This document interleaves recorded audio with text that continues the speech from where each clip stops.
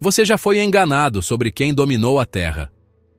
A maioria das pessoas cresce acreditando que os dinossauros foram os primeiros reis do planeta.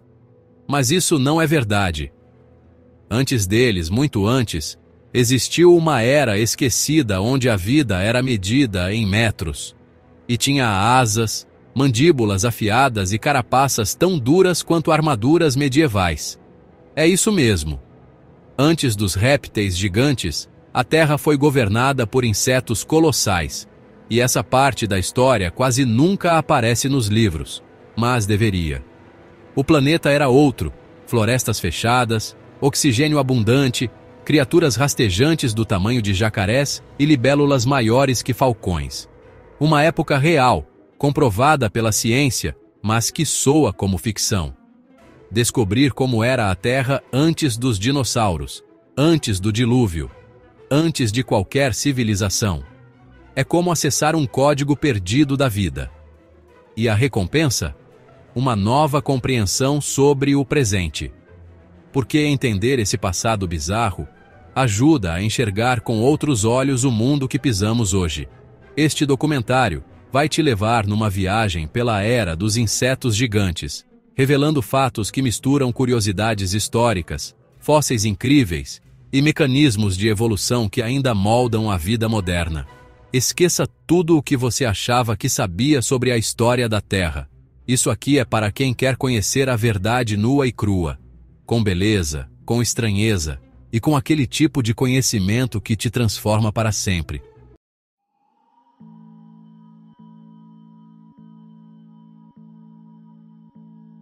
Cerca de 350 milhões de anos atrás, a Terra mergulhava em um dos capítulos mais bizarros e fascinantes da sua história, o período Carbonífero. Era um planeta totalmente diferente do que conhecemos hoje. Os continentes estavam fundidos em blocos chamados Laurúcia e Gondwana, que futuramente dariam origem à Pangeia. A principal característica dessa era? O ar que se respirava. O nível de oxigênio atmosférico ultrapassava os 35%, contra os 21% atuais, o que modificava drasticamente a fisiologia dos seres vivos. Essa superoxigenação foi confirmada por bolhas de gás fossilizadas e pela análise de sedimentos geológicos ricos em carbono, gerados por plantas que não se decompunham totalmente, criando inclusive as grandes jazidas de carvão mineral que usamos hoje. Esse ambiente hiperoxigenado permitiu que os insetos, limitados por respiração traqueal, crescessem a tamanhos que hoje seriam fisiologicamente inviáveis. Por exemplo, a Meganeura moni, uma espécie de libélula fóssil descoberta na França em 1880, possuía uma envergadura de 70 centímetros, algo comparável à de um gavião atual. Outro exemplo impressionante é a Arthropleura armata, a maior invertebrada terrestre conhecida, que media até 2,5 metros de comprimento e viveu em regiões onde hoje estão a Escócia e a América do Norte. Ao contrário do que se imagina, ela era herbívora, alimentando-se de samambaias e detritos vegetais, ajudando no equilíbrio ecológico dessas florestas primevas. Esse verdadeiro documentário científico que a natureza escreveu antes dos dinossauros mostra como o planeta já foi o palco da era dos insetos gigantes. Imagine florestas fechadas, escuras e úmidas, dominadas por uma fauna que hoje parece saída de pesadelos. O próprio nome, carbonífero, vem da palavra carvão, por conta do acúmulo massivo de matéria vegetal. É aqui que surgem os primeiros sinais do que chamamos hoje de história da Terra. Uma época em que o solo era instável, os pântanos eram profundos e a vida parecia ter se organizado sob outra lógica. Mas o que permitia tamanha abundância vegetal? Bom, para entender isso, a gente precisa olhar mais de perto para o ambiente que os abrigava.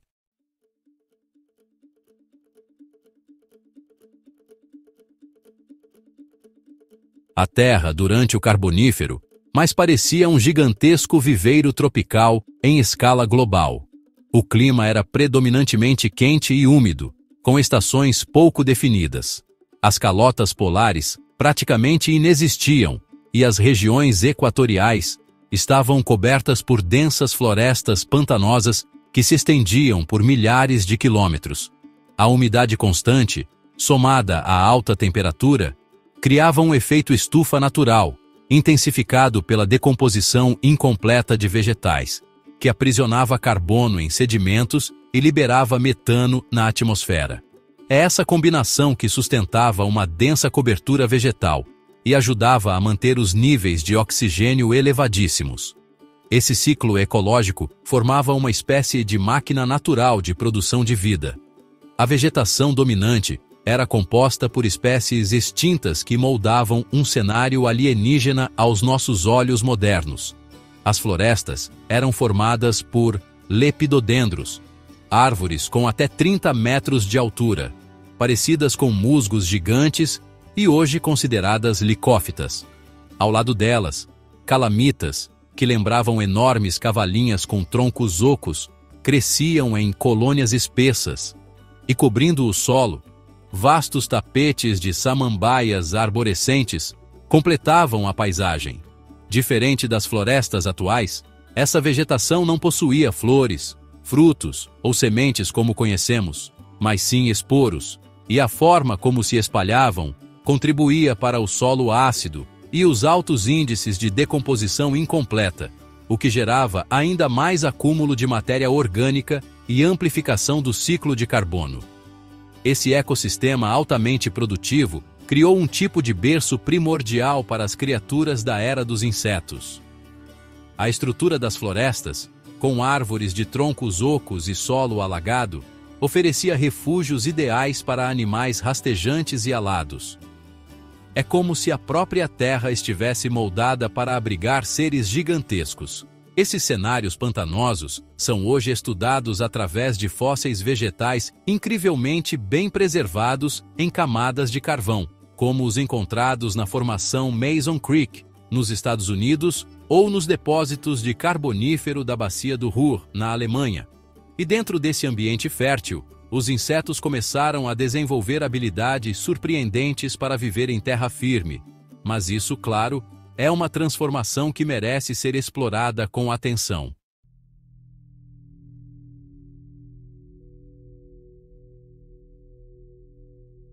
Viver em terra firme exige mais do que pernas, exige estratégias.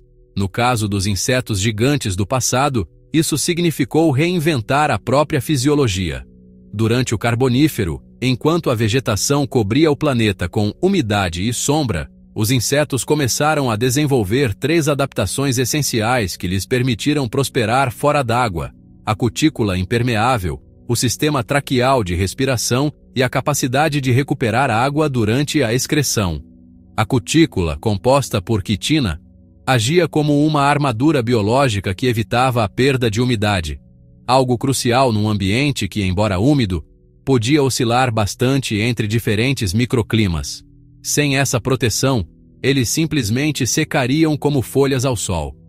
O sistema traqueal, por sua vez, foi uma das maiores inovações da história da vida terrestre. Em vez de pulmões, os insetos respiram por túbulos finíssimos que levam o oxigênio diretamente aos tecidos. Essa forma de respiração é eficiente em tamanhos pequenos, mas o excesso de oxigênio no Carbonífero permitiu que ela funcionasse até mesmo em organismos enormes. Estudos publicados na revista PNAS mostraram que a eficiência da troca gasosa por difusão aumenta drasticamente em atmosferas hiperoxigenadas, explicando como insetos gigantes conseguiam respirar sem precisar de um sistema circulatório ativo como o nosso. Isso também explica por que eles não cresceram mais depois que o oxigênio atmosférico caiu. Um verdadeiro teto biológico natural. Mas talvez a maior revolução tenha vindo com as asas. Os primeiros insetos alados surgiram no fim do Devoniano e se diversificaram no Carbonífero. Ter asas não só permitia fugir de predadores e buscar novos habitats, como também explorava melhor a tridimensionalidade das florestas. Imagine um mundo sem pássaros, sem morcegos, sem nenhum vertebrado voador.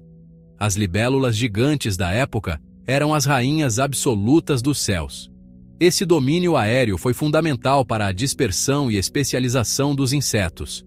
Um passo decisivo para entender como era a Terra antes dos dinossauros e por que essas criaturas foram tão cruciais para a colonização terrestre. Inclusive, algumas delas se tornariam verdadeiros ícones daquela era.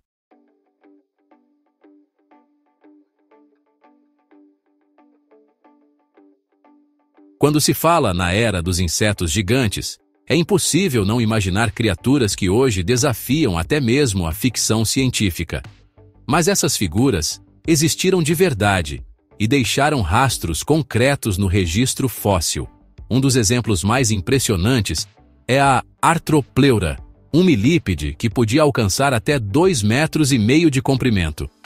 Encontrada em regiões que hoje fazem parte da Escócia e América do Norte, ela não era um predador, mas uma pacífica herbívora que rastejava pelas florestas, alimentando-se de matéria vegetal em decomposição. Seu corpo segmentado e blindado lhe dava a aparência de um tanque vivo. E ela não tinha predadores naturais, tamanha sua imponência. Fósseis de suas trilhas foram encontrados preservados em rochas, como pegadas de um tempo esquecido. No céu, quem ditava as regras era a Meganeura monii, a já mencionada libélula gigante com cerca de 70 centímetros de envergadura. Esses animais eram caçadores vorazes, com mandíbulas poderosas, capazes de capturar outros insetos em pleno voo.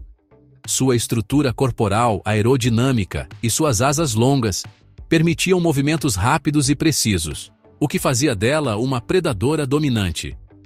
O fóssil mais famoso foi encontrado na França em 1880, e seu estudo detalhado ajudou os cientistas a entender a biomecânica do voo de insetos em atmosferas ricas em oxigênio.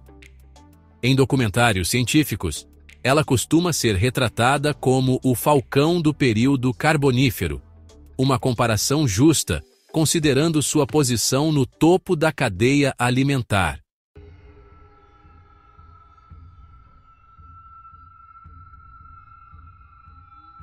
Nas regiões úmidas e sombrias do solo, criaturas como o Pulmonoscorpius kirktonensis, um escorpião de 70 centímetros, espreitavam entre as folhas em busca de presas. Dotado de um ferrão venenoso e pinças robustas, ele representa um dos primeiros exemplos de aracnídeos terrestres predadores. Já nas florestas mais densas, a presença da Megaracne cervinei, uma aranha inicialmente confundida com um escorpião marinho, trazia um ar ainda mais intimidador.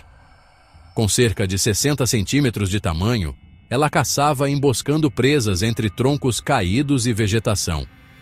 Todos esses gigantes não são apenas curiosidades históricas, são pistas vivas de como era a Terra antes do dilúvio, antes das flores, dos pássaros e dos répteis dominarem o cenário. Mas é bom lembrar que nessa época, nem tudo acontecia em terra firme.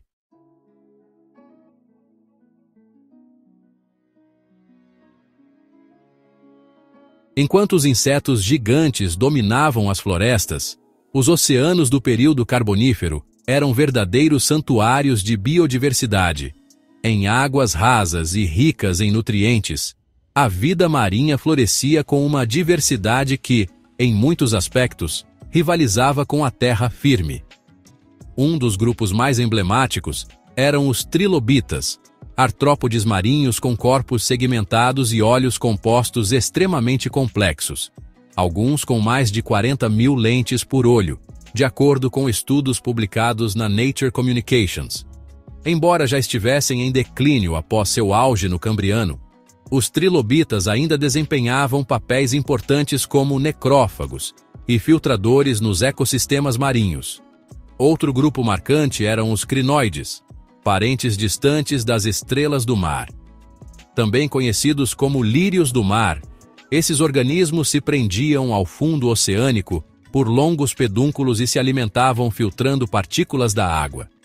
Em alguns pontos do planeta, formavam verdadeiros campos subaquáticos que lembravam pradarias ondulantes. Suas hastes fossilizadas são tão abundantes em algumas regiões da Europa que chegaram a ser confundidas com rosários antigos. Ao lado deles, estavam os braquiópodes, seres de concha dura, semelhantes a moluscos, mas com um sistema de alimentação e locomoção próprio. Eles se fixavam às rochas e filtravam nutrientes com eficiência surpreendente para organismos tão simples.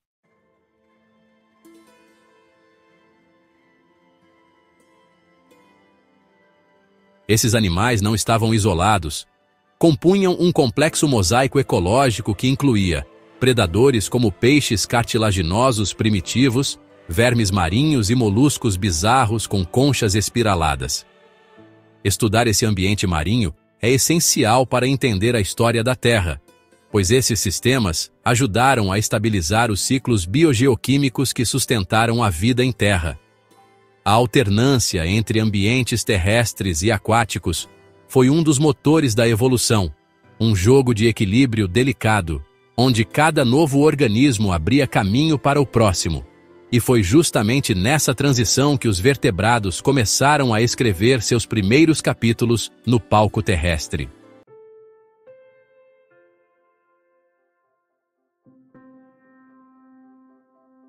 Enquanto os insetos gigantes desbravavam os céus e as florestas, outro grupo começava a dar seus primeiros passos, literalmente fora d'água.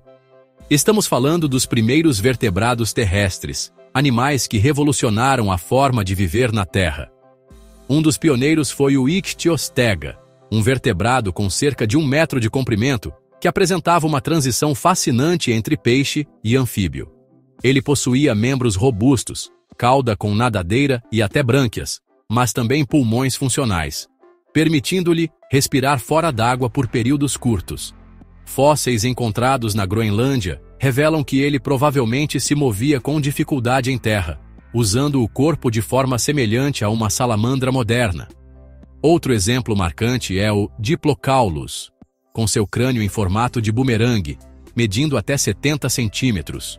O formato da cabeça provavelmente ajudava na hidrodinâmica, permitindo manobras ágeis nos rios e pântanos. Esses vertebrados primitivos não apenas sobreviveram, como começaram a se diversificar e ocupar nichos que até então pertenciam exclusivamente aos invertebrados.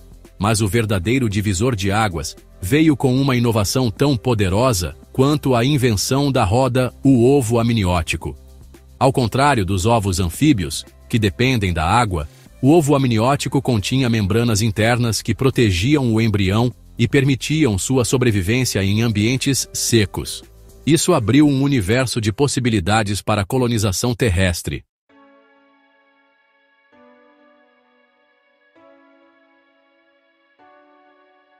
Essa inovação biológica foi o ponto de partida para o surgimento dos répteis e, posteriormente, dos mamíferos. Em linhas evolutivas diferentes, mas com a mesma solução fundamental, autonomia reprodutiva em terra firme. A partir do final do Carbonífero e início do Permiano, esses vertebrados começaram a conquistar ambientes mais áridos, longe dos pântanos, onde os insetos gigantes dominavam. Essa mudança foi um verdadeiro terremoto ecológico.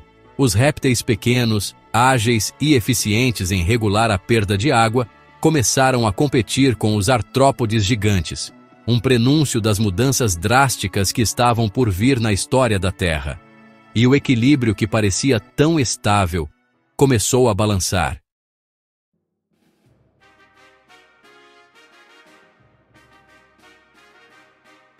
Toda era tem seu apogeu e seu colapso. No final do período Permiano, cerca de 252 milhões de anos atrás, a Terra enfrentou o que os cientistas chamam de a Grande Morte, a maior extinção em massa de toda a história da Terra. Estima-se que 96% das espécies marinhas e 70% das terrestres desapareceram. A causa principal? Uma sequência devastadora de erupções vulcânicas na região da atual Sibéria, conhecidas como as traps siberianas. Essas erupções duraram cerca de 1 milhão de anos e liberaram quantidades catastróficas de dióxido de carbono e metano na atmosfera. Esse fenômeno criou um efeito estufa extremo, elevando a temperatura média global em mais de 5 graus Celsius, acidificando os oceanos e promovendo um colapso nos ecossistemas. Além disso, Os gases liberados reagiram com a atmosfera, formando chuvas ácidas e provocando um inverno vulcânico temporário, que reduziu os níveis de luz solar, afetando diretamente a fotossíntese e, com ela, toda a base da cadeia alimentar. E tem mais: com a mudança na composição do ar, os níveis de oxigênio despencaram para menos de 16%, inviabilizando o sistema traqueal dos insetos gigantes, que dependiam de oxigênio abundante para sobreviver.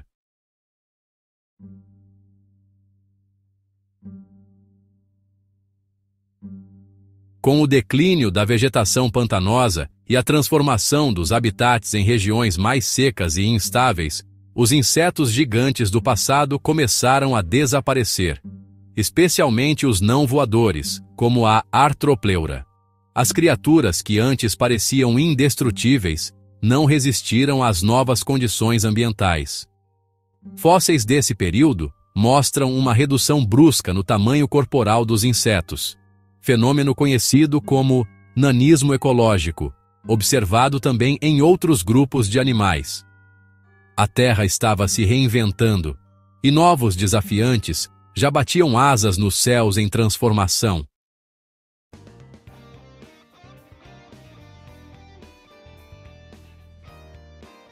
Com o declínio dos insetos gigantes, os céus começaram a ganhar novos protagonistas. A Terra atravessava o início do período Triássico e, à medida que os ecossistemas se recuperavam da grande extinção, surgia uma revolução nos ares, os pterossauros. Esses répteis alados foram os primeiros vertebrados a conquistar o voo de forma ativa e sustentada, com asas formadas por membranas estendidas entre os dedos. Alguns, como o Eudimorphodon, já exibiam impressionantes habilidades de manobra, caçando insetos e pequenos animais em pleno voo. Isso marcava o início de uma nova disputa no céu, e a posição privilegiada que antes era exclusiva dos insetos alados começou a ser desafiada. Ao longo dos milhões de anos seguintes, outros concorrentes surgiriam. Aves primitivas, como o Archaeopteryx, que viveu há cerca de 150 milhões de anos, combinava características de répteis com penas. Elas traziam uma nova eficiência no voo leveza, isolamento térmico e aerodinâmica. Embora ainda tivessem garras nas asas e caudas ósseas, já eram capazes de planar e voar em curtas distâncias. Além disso, o surgimento dos morcegos, muito mais tarde, no período Eoceno, completou esse quadro de domínio aéreo por vertebrados. Eles traziam a vantagem da ecolocalização e de uma estrutura esquelética adaptada à noite, abrindo um novo nicho, o voo noturno, que os insetos nunca haviam explorado tão profundamente.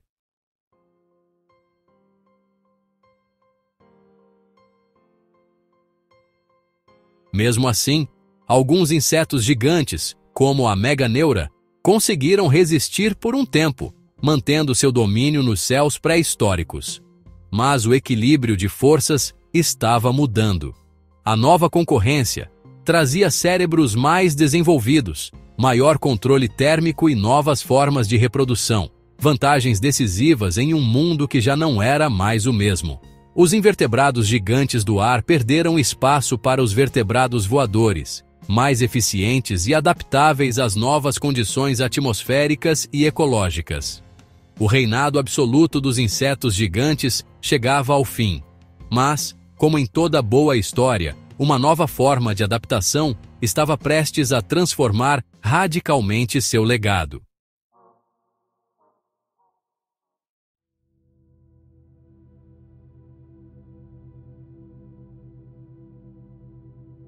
A pressão seletiva favoreceu os insetos menores, mais eficientes em ambientes cada vez mais variados, com predadores aéreos e mudanças climáticas constantes.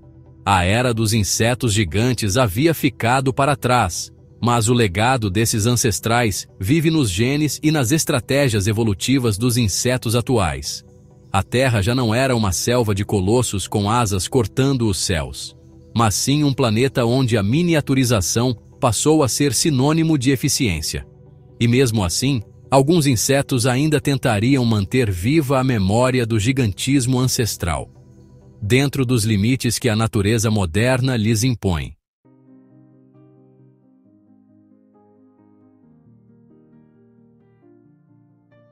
Apesar da era dos verdadeiros colossos alados ter chegado ao fim, a natureza ainda guarda resquícios desse passado extraordinário.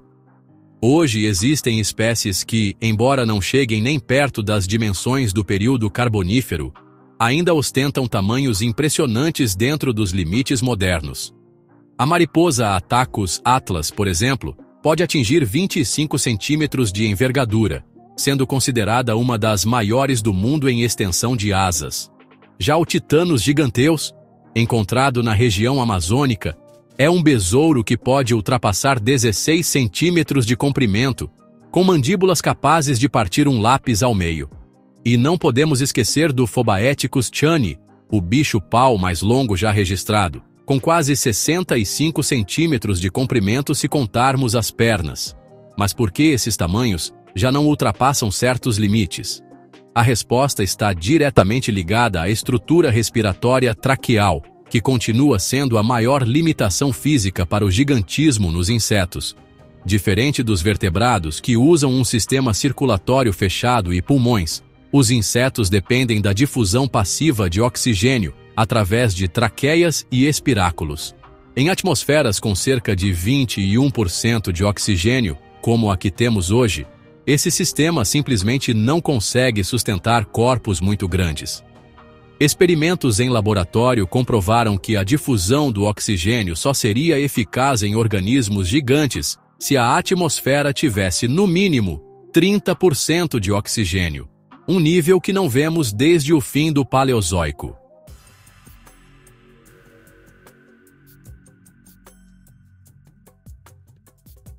A verdade é que os insetos gigantes, como os conhecemos na história da Terra, foram fruto de uma combinação rara de fatores: atmosfera rica, clima úmido, ausência de concorrência aérea e um ecossistema amplamente favorável. O mundo moderno, com seus predadores eficientes, variações climáticas bruscas e atmosfera menos oxigenada, simplesmente não comporta essas criaturas titânicas. O que restou foram vestígios, fósseis, registros genéticos e algumas espécies que ecoam esse passado. Elas não são apenas sobreviventes, são lembretes vivos de que, um dia, a Terra pertenceu a monstros de 6 patas e olhos compostos. E talvez isso nos ajude a olhar para o presente com mais reverência pelo que já existiu.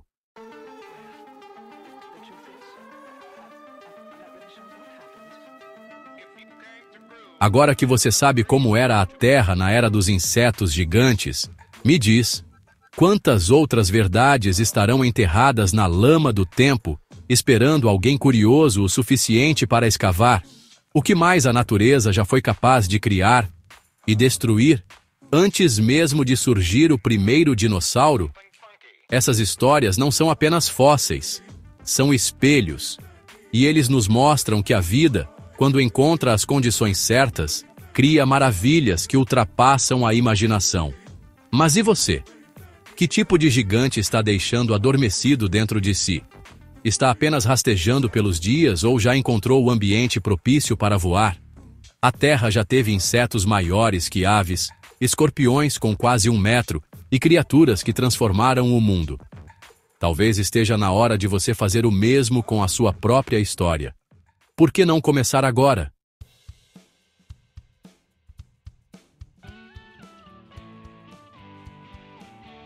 Se esse conteúdo despertou a sua mente e cutucou sua curiosidade, não guarde isso só para você.